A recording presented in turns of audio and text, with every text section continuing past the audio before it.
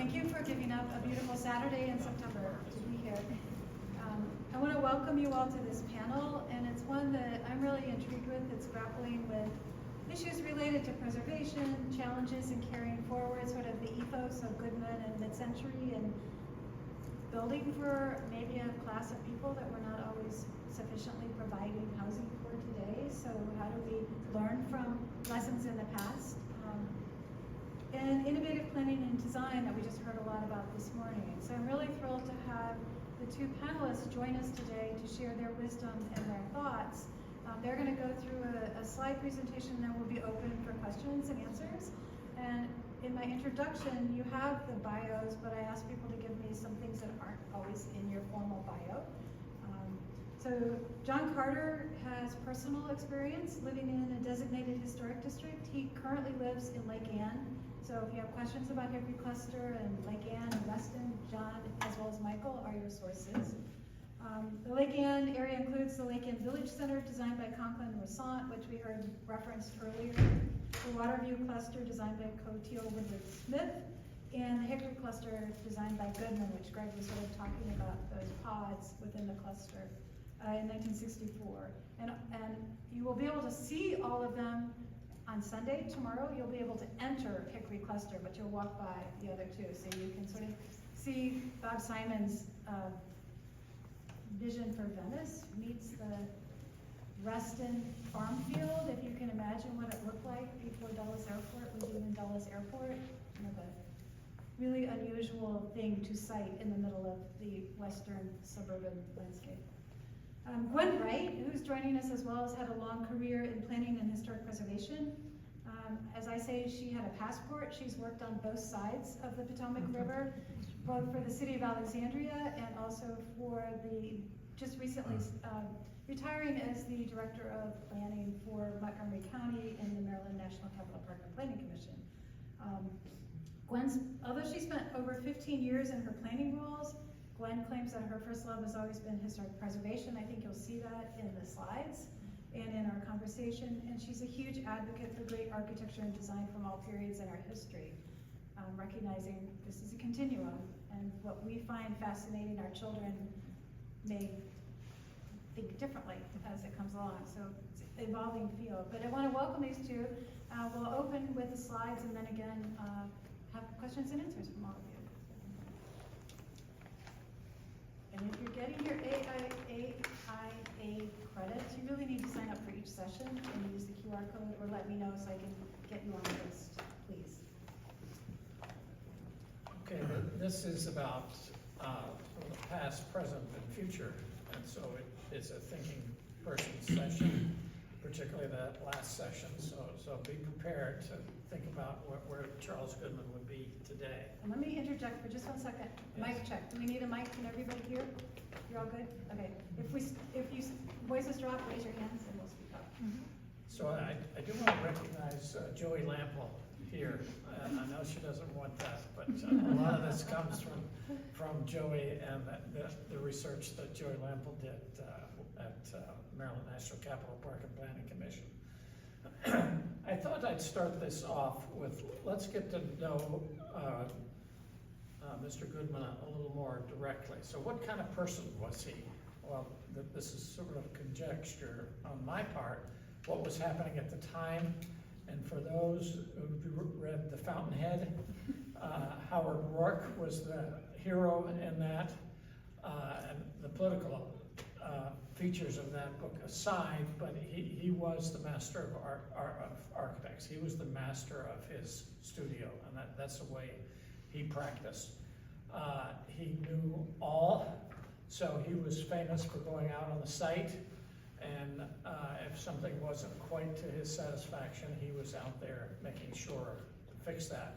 And there's one scene in the book of Howard Rourke going out and he was building a steel high-rise structure, and they were putting rivets in the post and beam, and the worker, he said, well, you're not doing that right. And the worker said, well, you try it.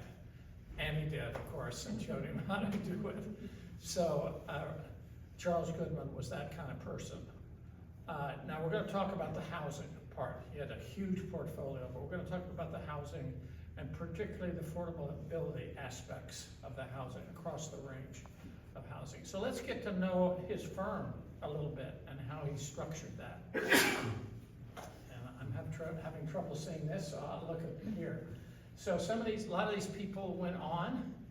So David Borges, I think he's the school architect in Montgomery County, did many of the schools in Montgomery County. You already heard about David Condon. He was the draftsman and could draw. He went on to the firm Kais Lethbridge and Condon.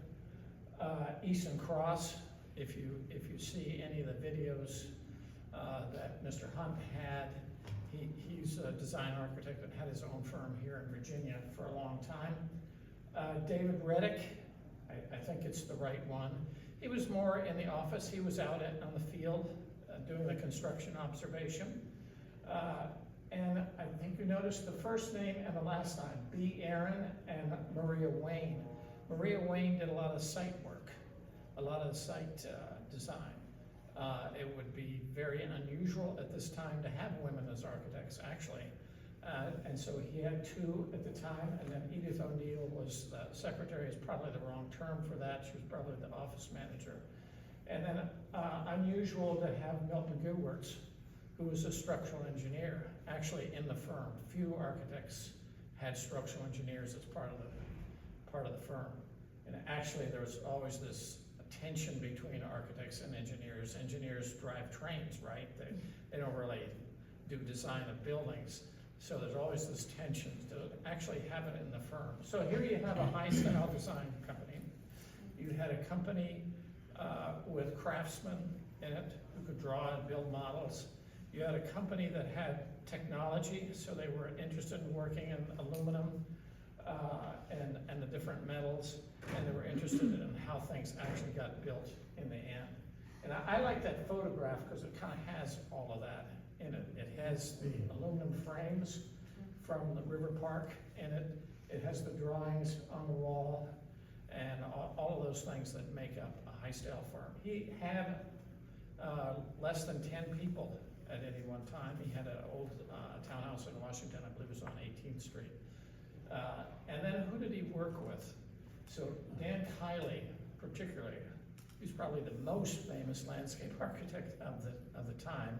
He did landscape for things like Dulles Airport, Constitution Gardens, the St. Louis Arch. He did big projects like that. To have somebody like that working in Holland Hills and doing landscape for people's houses must have been unusual.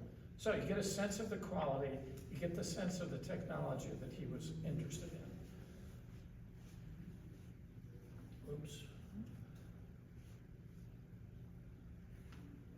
Oops. Here, we'll be the other people. Okay. It's the TV's. Forward. Yeah, now we'll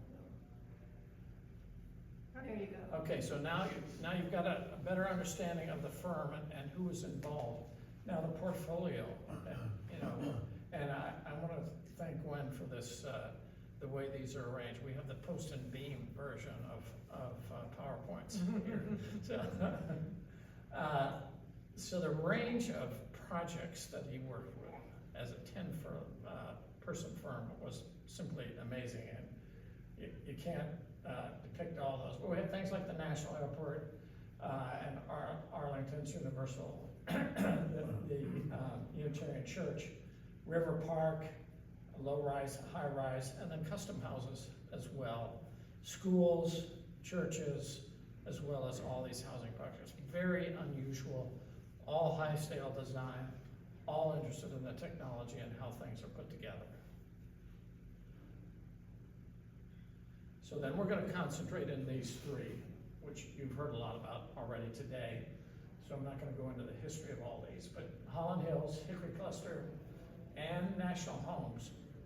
National Homes is a little bit more of a mystery to me. I didn't go to the Richmond, but we're going to talk about that still. So you can see all pretty large projects, over 450 homes in Holland Hills, 90 in Hickory Cluster, and a little over 100,000 of national homes. That's just amazing to me that a firm of that size could actually have that kind of influence, in addition to all the other things that they were doing. So let's start with Holland Hills. So the post and beam, and so I wanted both inside and outside pictures to kind of give you the flavor of how they're put together. And what I'm going to do is go through these three, and then go through what I get out of these. So here's Hickory Cluster, and you can see the post and beam construction. You can see the way he's framing things together. And then the last one is the National Homes. Now, that was in Lafayette, Indiana, and the only provision here is you have to be with 400 miles of the factory. And they would package these homes together in components and ship it to your site. And you would have a local contractor to put it together. Now, the caveat here is you had to buy the lot first, and then you buy the home, which is pretty much how Holland Hills worked in the beginning as well. And Charles Goodman would design all the houses. These are prefab houses, which you can see in the photos. Pretty amazing. And you saw in the magazine articles, I have one here, all about them. I have a question. Sure. Sorry, so. No problem. If Goodwin didn't see the lots, he just sold the house. Yes. How do they coordinate? Well, he just sold the factory, Yeah. the design, so he wasn't. I see, so Yeah. he got a loop at that point. Yeah. So who did the art? For Holland Hills and, he saw the lots, but for this, For National Homes was for different. National Homes, it was just Yeah. sort of a business, separate business center. Sort of Parade Magazine, you know, when you can pull the plan out of Parade Right. Magazine. Yeah, or Homes and Garden, or Better Homes and Garden, so you could go see your model, and you go, okay, I want model 11C, but I want it customized a little bit. I want the living room a little bigger, and so that was his modular idea, is that at least in one direction, you could expand simply, and then of course, National Homes could customize it any way you want. So let's go back one. So the design, the home design, this is for all of them. A lot of different homes. Today, you get 3, maybe. And you can have the one with the yellow door, or you can have one with the granite countertop, or you can have the 2-door refrigerator, or you can have the 1-door. That's today. But in those days, I think Holland Hills had something like 15 models, and you could customize them in a variety of areas. So that was unusual. Open floor plan, that's in all of these models. We have the start of that today, probably. The natural setting, we talked about that quite a lot, keeping the natural setting. The curving roads, homes not set parallel to the street, mostly 1-story, no basements, built on slab, and this notion of a carport was very common. I actually think that people wrestled with that question about the carports. I think it was to display the cars, actually, as part of the reason for the carport. So let's go, the technology. The wood post and beam was, he liked that in all his structures. Why? Because it opened up the exterior, the glass notion. Flat, low sloping roofs. So the upper right, you see the post and beam. You see the use of aluminum in the River Park, the sunscreens on them. You see the panelized structure on the left. This is a National Homes product. And then again, the post and beam on the right. Texture 111 was all over the place in those days, still used today quite a lot. He worked on a module, let's see, and the prefab models. That was the technology that he had. But with that structural engineer, he was able to accomplish that. So next is the site planning. He was involved in site planning, not in the national homes, but certainly in Holland Hills and Hickory Cluster. There were two aspects of the site planning. It's this sort of indoor-outdoor relationship that he had that we don't have so much today. Creating spaces with the buildings, but also the macro site planning. We have a little bit of that today. No fences, undefined lot lines, use of native plants, open spaces and parks, and usually a connecting system, just like this is the map of Holland Hills, and the dark notions are the parks and open spaces with trails that would connect them together. Next one is environment. You'd actually pay attention to this, which we don't today quite so often. So the orientation of the building on the site, so you can maximize the sun on the south side, was part of what he did. He had use of technology in the heating and ventilating. So a lot of these houses in Holland Hills had radiant heating coming from the floors, and there's no basements. In Hickory Cluster, you had a community system and River Park. So there's a physical plant, and then they ship water to the site. And in the Hickory Cluster, they use the water from the lake to cool the equipment that drives the water around to the different units. So he was interested in technology of all kinds. He was interested in the use of wood. Probably didn't think about carbon retention like we do today, but he used wood in his structure, and the way wood was put together was important. So he used large pieces of wood, which are hard to get today, but you didn't have to use millwork people on site, so that the wood would be created off-site, and you would use that raw in your buildings, and that would save a bit on the cost of things. So next.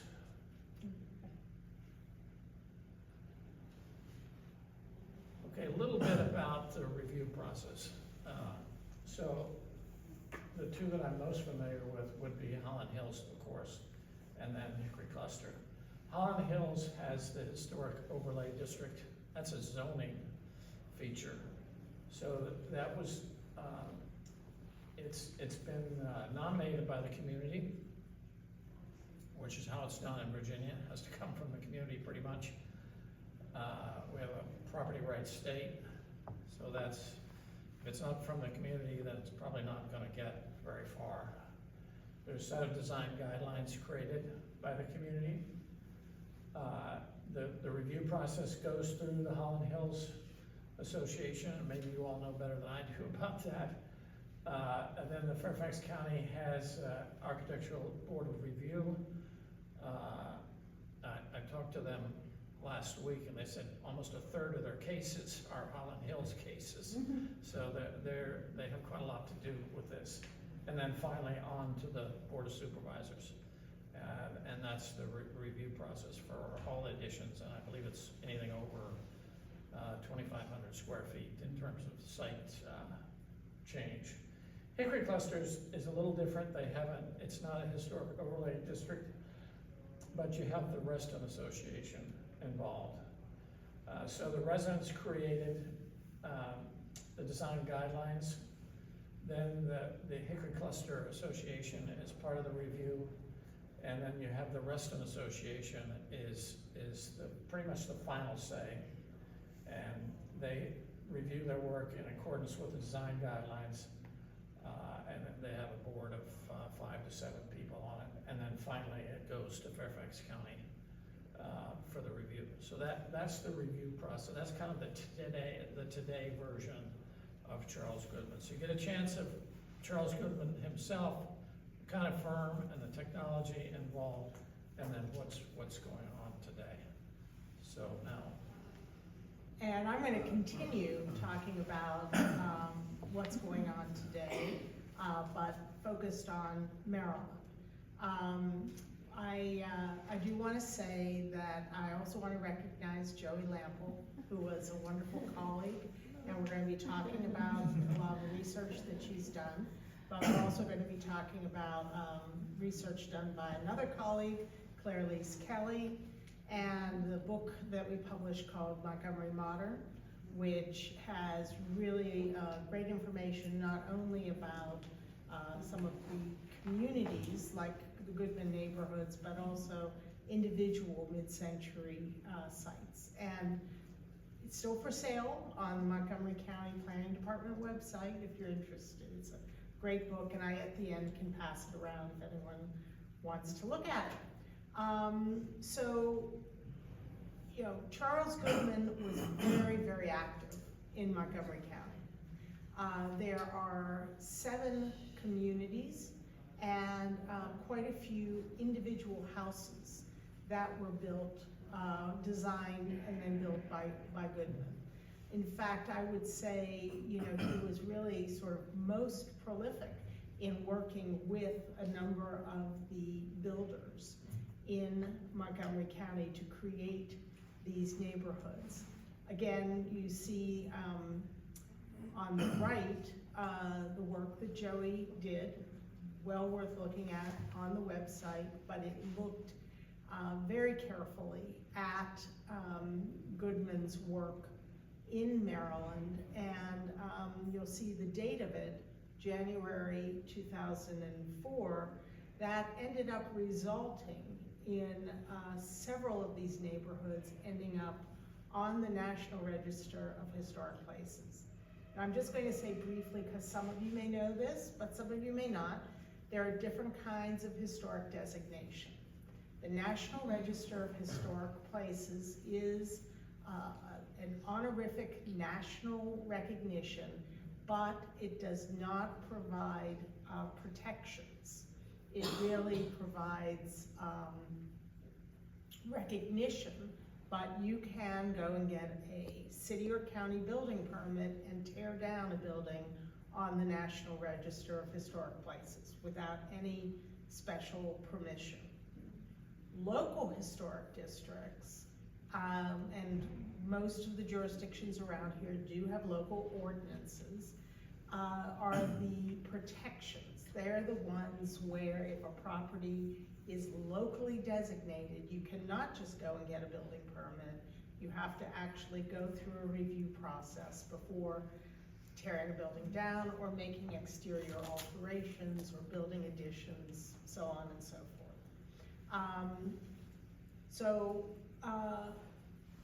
One of the things that, and John alluded to this earlier, that is really wonderful, particularly I think about the Montgomery County neighborhoods, and some of which you'll get to tour tomorrow also, is that it was really inspired by the idea of creating affordable modern housing. And Goodman's social conscience propelled him into this area of builder and prefabricated housing. He wasn't the only one who was thinking about this. During the time of the 1930s and the Depression, and then World War II, and after World War II, there was really a great need for housing, and there were quite a few people in this country and in this region who were thinking about how to provide housing for the average man, the average family. A lot of them worked on the idea of prefabricated housing. I'm going to go through a couple of those examples, including a very early example in North Silver Spring called the Polychrome houses. There were the Gunnison homes, and there are some of those in Montgomery County, in Wheaton and Garrett Park. Tech Built, which was mainly found in Garrett Park, and National Homes. We talked about that in John's presentation. But I think what's important to understand is to put Charles Goodman's work sort of in context, is that there was a lot of thinking at the time about how to provide low-cost, modern housing for families. And, you probably all already know, because this is a very sophisticated audience, so I'm not sure how much to actually get into. I mean, you all know about Frank Lloyd Wright's Usonian houses and how he was doing the same thing even a bit earlier with the idea of trying to create prefabricated, simple, small houses that could be for the average family. Well, this is a continuation of that, and in fact, a more successful implementation of that, because there aren't very many Usonian houses, but there are hundreds of Charles Goodman houses. One of the models that I wanted to sort of share with you are the polychrome houses, which are in North Silver Spring. They were designed by a man named John Joseph Early, who was very important in many ways, both for these houses, but also in really developing the technology of precast concrete panels. And that's what these houses were constructed of. The project was featured in the July 1935 Architectural Forum, and he only built 5 houses. They were both the 1-story houses that you see here and 3 2-story houses, because he wanted to show that the concrete precast panel construction could be used in a building that was multi-story. And again, no more than 5 of these houses were built, but it really spawned a trend of buildings being clad with prefabricated concrete panels, which is now, a common practice, happens everywhere all the time. This in the 1930s was sort of the new idea, and these were model buildings. But beyond the technology, John Joseph Early was an artist. And he didn't just do plain concrete slabs. He actually mixed his concrete with many different types of aggregate stone and many different colors of aggregate stone. And then when the panel was put in place, it was then brushed to expose the aggregate. So in this picture, you can see both a diagram on the far left of sort of the different panels, and there's a wonderful historic photograph in this book of an old, like 1940s truck, or 1930s truck, I should say, delivering these panels, to create these really very modernistic looking houses, and it's an old, old-fashioned truck. And you can see on the right a detail of one of the panels and the incredible variation of color and the aggregate coming through. So again, his idea was create a simple way to create prefabricated panels that would be put in place on site and that could be used to create inexpensive housing. You're going to see the same idea happening in some of Goodman's projects. That was also something that he was trying to work with his builders on. Again, not just to simplify, not just to create a very interesting modernistic architectural style, but also to make it inexpensive so that houses could be mass produced, as it were, and the price would come down and people would be able to afford a house. I mentioned that the great work that Joey Lampel did was published in January of 2004. Well, we were fortunate enough to, based on that great detailed research, to actually have 3 different Goodman subdivisions in Montgomery County added to the National Register. And that happened in 2004. It happened very much with the cooperation of the residents who lived in those neighborhoods. They were interested in and wanted the recognition of the National Register designation. National Register designation, as Mary Means talked last night, also allows you to apply for state historic preservation tax credits for some of the exterior work that you do. However, you do have to meet the Secretary of the Interior standards on the work, but it's a 20% tax credit, so it's a very, very lucrative kind of thing to do. In addition, I will mention for local historic districts, and these 3 are not local, they're National Register, but for local districts, you can also get, on top of the state tax credit, you can get a 25% county tax credit, which is a credit against your county property tax bill. And that's been a very successful program in Montgomery County, and it's been a great incentive to encourage people to support the idea of creating local historic districts. So as we're getting into this, you're going to hear me talking a lot about process, and because that has to do with, whether these wonderful properties, and you've been hearing all these great knowledgeable architects talking about, the great buildings that Goodman has built and the neighborhoods that he created, but for them to continue to exist into the future, we have to have some protections and some process put in place.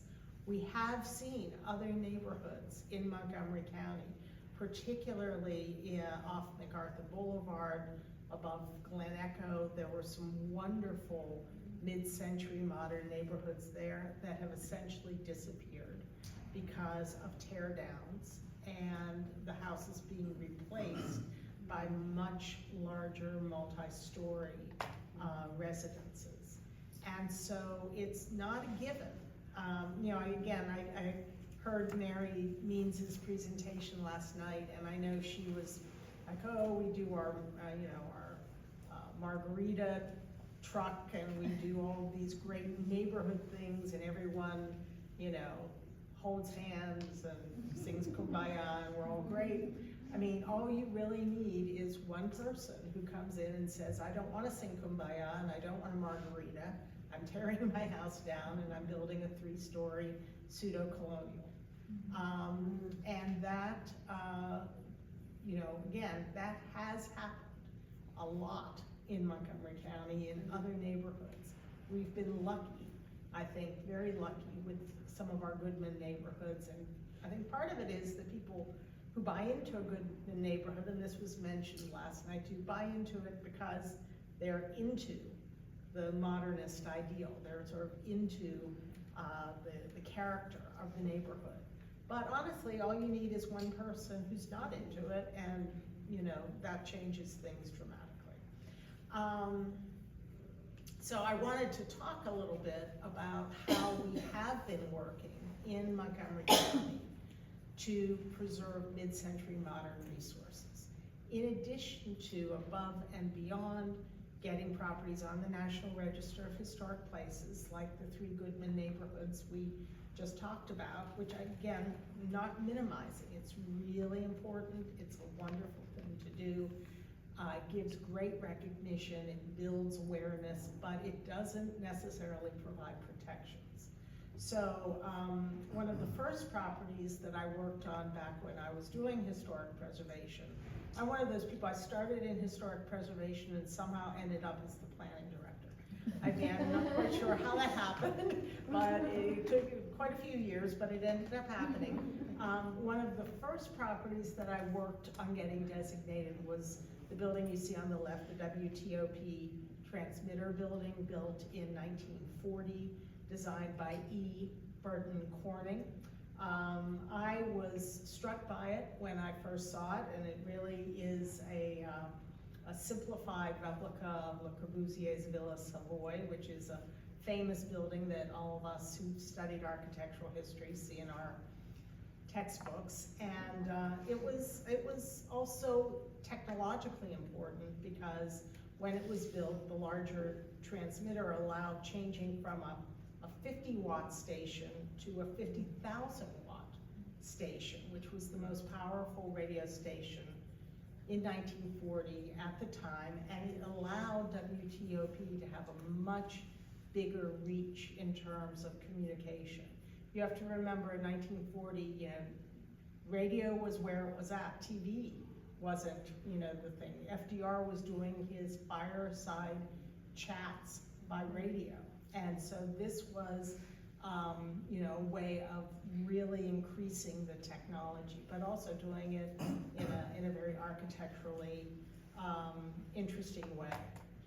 The center house is actually a single-family house that was designed and built for a wonderful sort of mid-century architect named Mizrobian, and he designed a number of wonderful, some of the wonderful apartments on Connecticut Avenue, you know, under the book, if you've seen, you know, Best Addresses, or is it called Best Addresses? And he was a wonderful architect. This was his own home in Chevy Chase, and again, it is no longer in the Mizrobian family, but it was supported for designation by the family. And on the right is the Robert Llewellyn Wright House, built in 1957, designed by Frank Lloyd Wright. It's also on the cover of Mid-Century, of Montgomery Modern. And it is in an area, a residential area near Bethesda. It is still, when I first saw it and first started looking at it, it was still lived in by Robert Llewellyn Wright's widow, Elisabeth Wright, and the building is still in the Wright family. So they supported designation, and not many people argued about whether this building merited designation. It's a really fantastic, fantastic design. But, you know, so these are some of the success stories. We had to, you know, work closely with the owners on WTOP. We had to argue a bit, but ultimately they did get designated. So how do you go about trying to save mid-century modern properties? You know, what is the toolkit for doing that? I think, again, it's really important to make the case and raise consciousness about the importance of resources from this period, which is one of the reasons I'm so excited and happy about this conference that we're all attending, because that's what this conference is doing.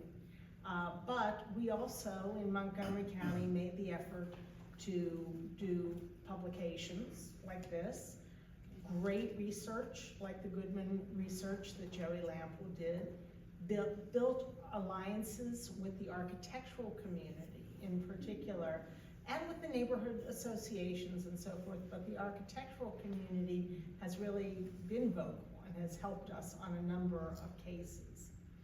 We've done tours. There were a whole series after Montgomery Modern came out of bus tours and even a bike tour that we took around the county to look at some of the properties identified in this book, and again, to raise consciousness. That's ended up with several success stories to share in addition to the Goodman neighborhoods and their designation on the National Register. A recent designation is the Edward U. Taylor School, which was a modernist public school, but also was designated because it was so important in African American history. It was one of the first modern schools built for African American students in Montgomery County, and one of the first schools that ultimately then was desegregated. And one of the things that was key in getting it designated, getting the school board to not fight the designation, was including some design guidelines. And again, you can't really read these very well, but it talks about the right approaches when you have to replace windows or when you have to replace doors. And sometimes, again, talking these things through early on, coming to agreement about how renovations will be handled in the future through the creation of design guidelines actually helps solve a lot of people's fears and concerns and gets more designations going. That was definitely true in the first sort of mid-century modern neighborhood that we got locally designated, which is called Potomac Overlook. And it was from the late 50s. It was a collaboration of merchant builder Edmund J. Bennett and the architectural firm that you've heard already a little bit about, Keyes, Lethbridge, and Condon. Condon was someone who had worked with Charles Goodman. Great neighborhood, and the design guidelines were key, as was it key to identify in a map, part of the designation, the buildings that were outstanding and deserved the highest level of design review, that were contributing, and that would have a slightly more lenient level of design review, and that were non-contributing and would have the most lenient level of design review. And that's what the three colors here represent, of the outstanding, contributing, and the non-contributing. And then for each of them, there were written design guidelines and illustrated design guidelines. And these are pictures taken from the design guidelines. It shows like an existing house, and what's shown with the little yellow box and the red box is how those houses had certain areas filled in. You know, it had been a carport, but it was filled in, and showed how that could be done in a way that was compatible. And then actually includes some drawings and ideas about how additions or additional filling in of spaces can be done, so that, again, when the residents who were very involved in the designation of this local historic district, and very involved in the creation of these design guidelines, they know what they're getting into. They know what they can expect, and that lent more security and support for the ultimate designation. I do have to say we have had losses as well. Some very important buildings that were lost. The one in the upper right is 900 Spring Street, which actually had concrete panels that were by John Joseph Early as well.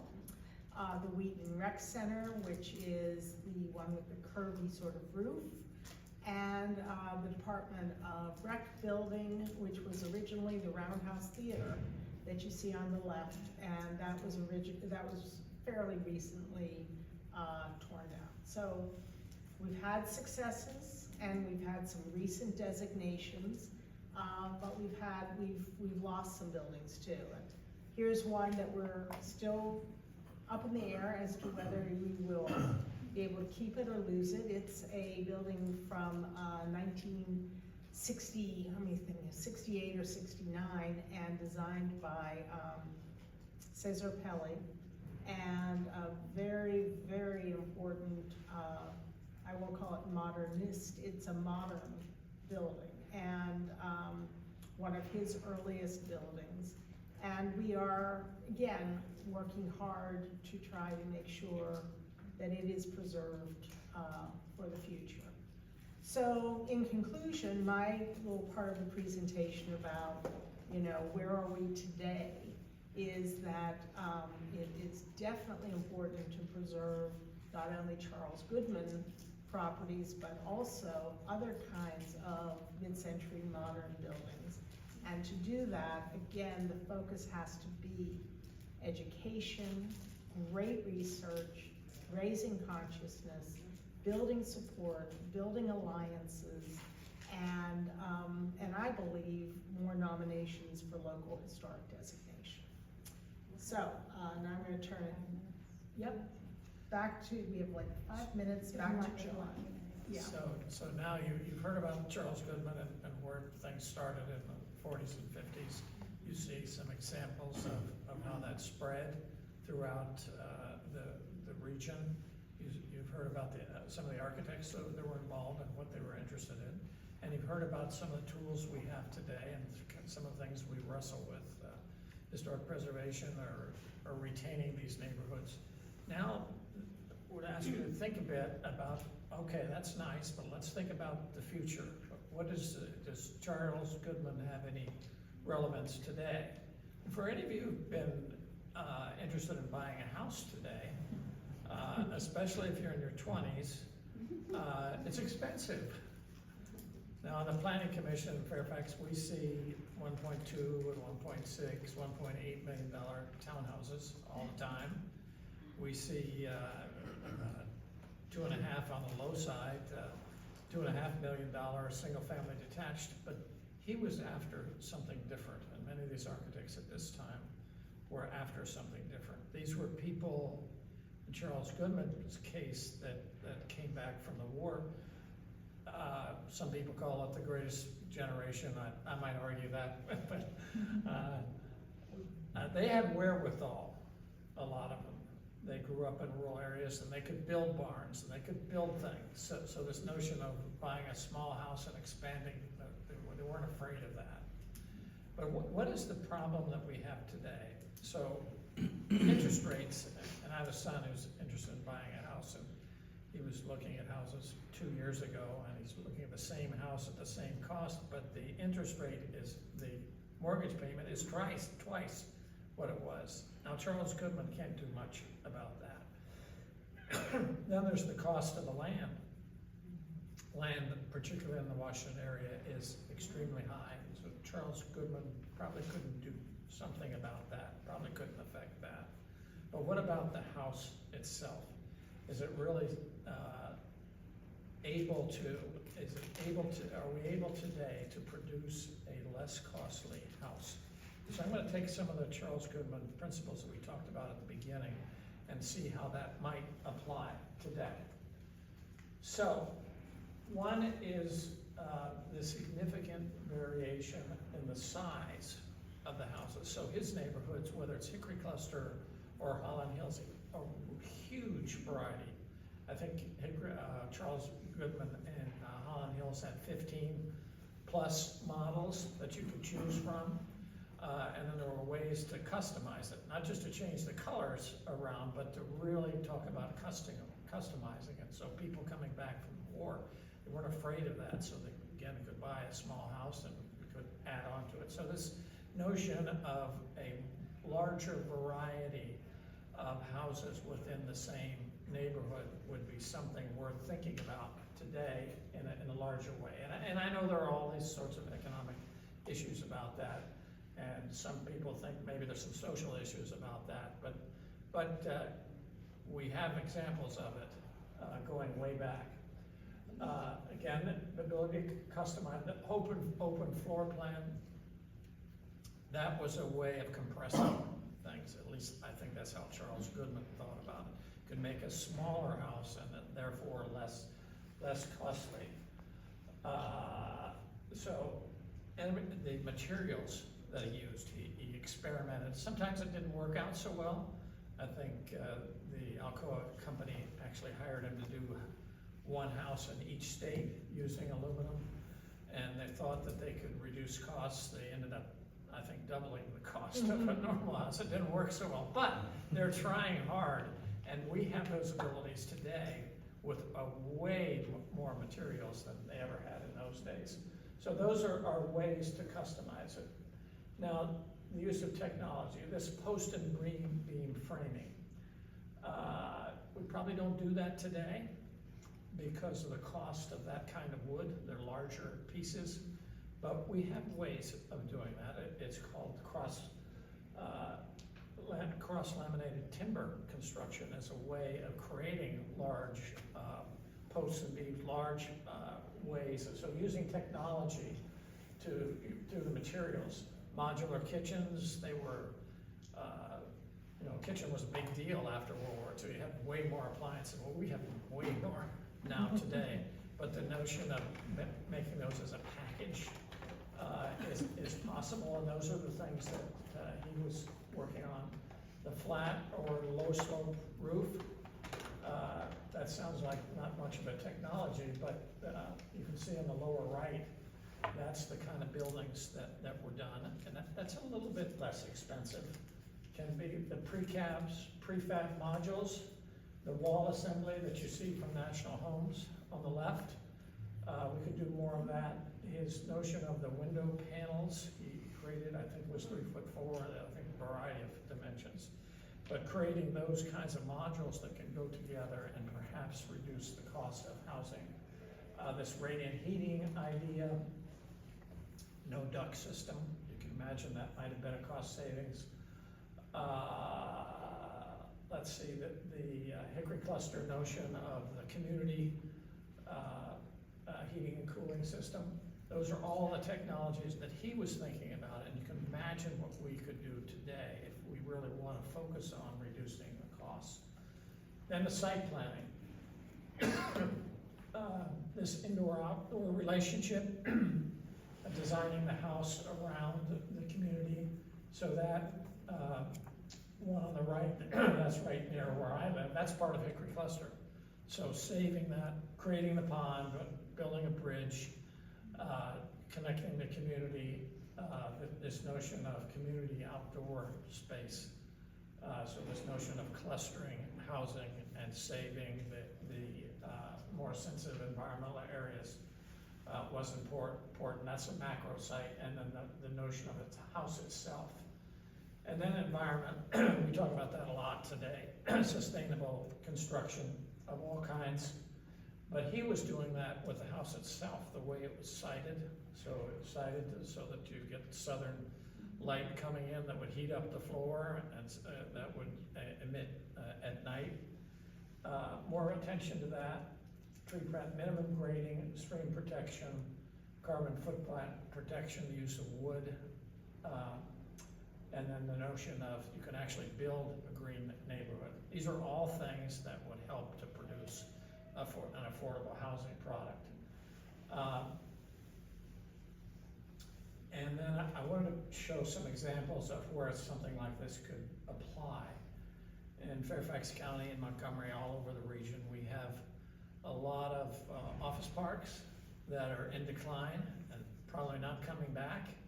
So this would be an opportunity to create this kind of housing. Maybe not so much in the suburbs of actually retrofitting those buildings into housing, but creating a new communities in that. And some of these are pretty large areas. This is what we have all over, and those are 3 examples of. So we just wanted to leave you with some ideas of this is not just a looking back, but there's a future-looking aspect of what Charles Goodman was doing as well. Some of those principles can be applied, and I think it would work. And we're coming to the end of the $1.8 million townhouse and the $2.6 million single-family house, probably. So. Thank you Turn so it up to much. you. Let me thank the panelists and then open it up for questions. We've got about 5 minutes for questions, but thank you for leaving us on a piece of hope. Moving things forward. So.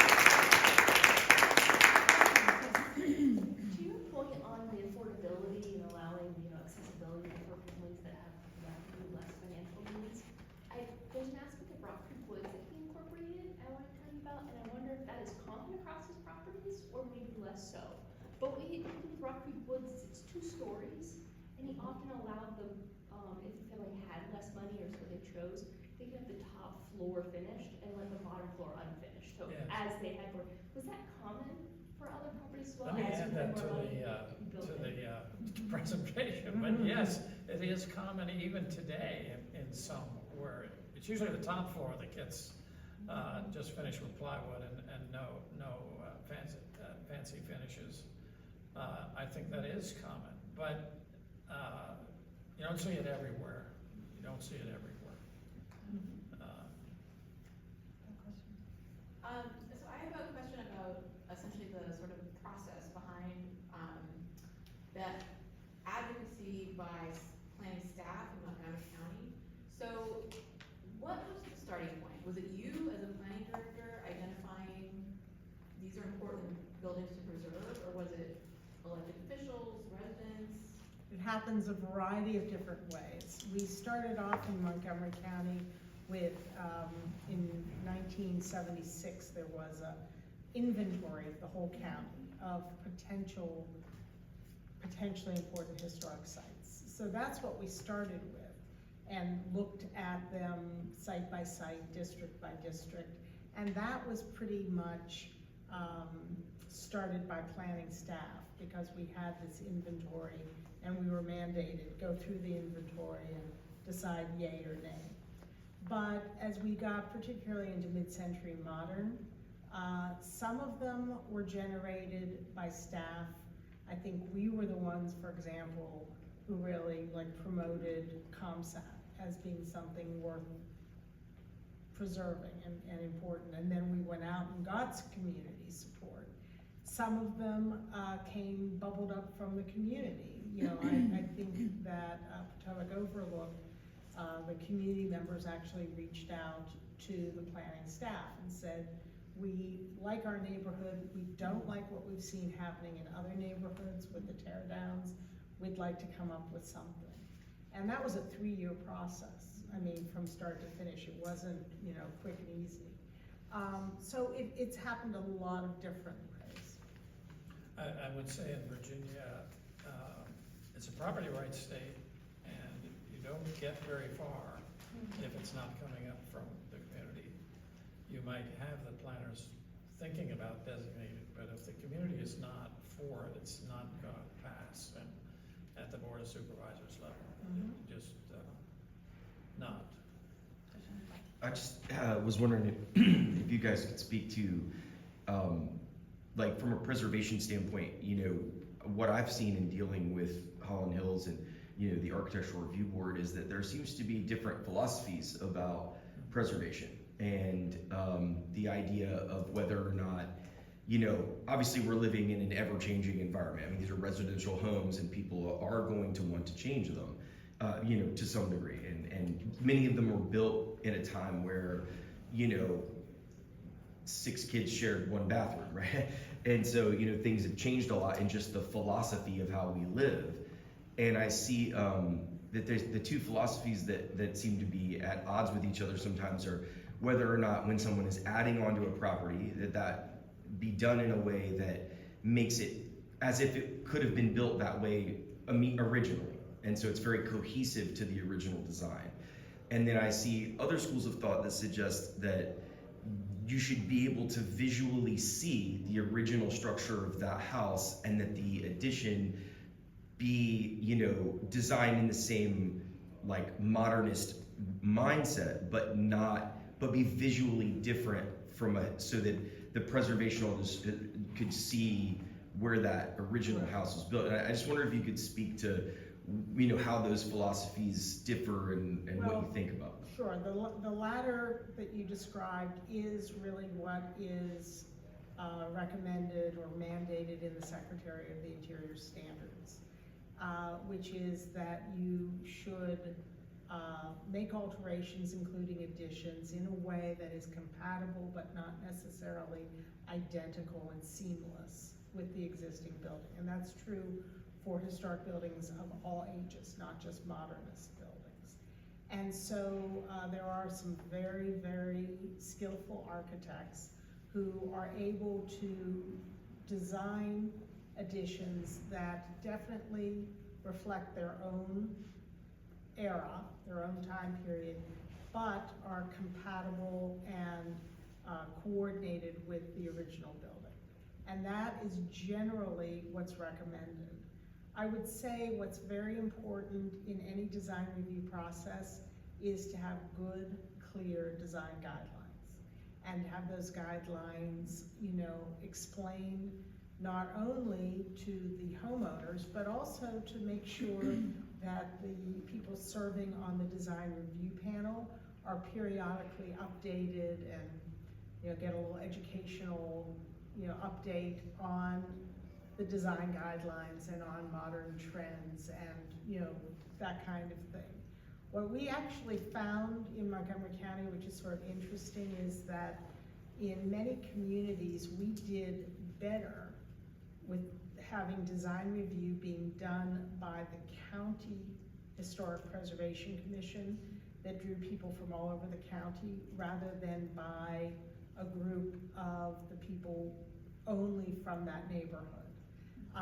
In Tacoma Park, we had early on when we created that historic district, we had what was called a local advisory panel, and people in the neighborhood hated it because they felt like their neighbors were judging them, that their neighbors were, you know, telling them what to do and that kind of thing. And we ended up having the Tacoma Park Historic District say to us, we don't want a local advisory panel because it's creating more neighborhood angst. We like the idea of you at the County Historic Preservation Commission using very detailed design guidelines, you know, making the decisions. That's just sort of interesting. And we're out of time, we're over time. Oh, So sorry. I'm sorry to cut you off. There's a break with, I think, slight refreshments. This room will be the how to take care of a glass house. The other room is modern landscapes, and that will be our last session. And if you're doing AIA, please sign in ASL.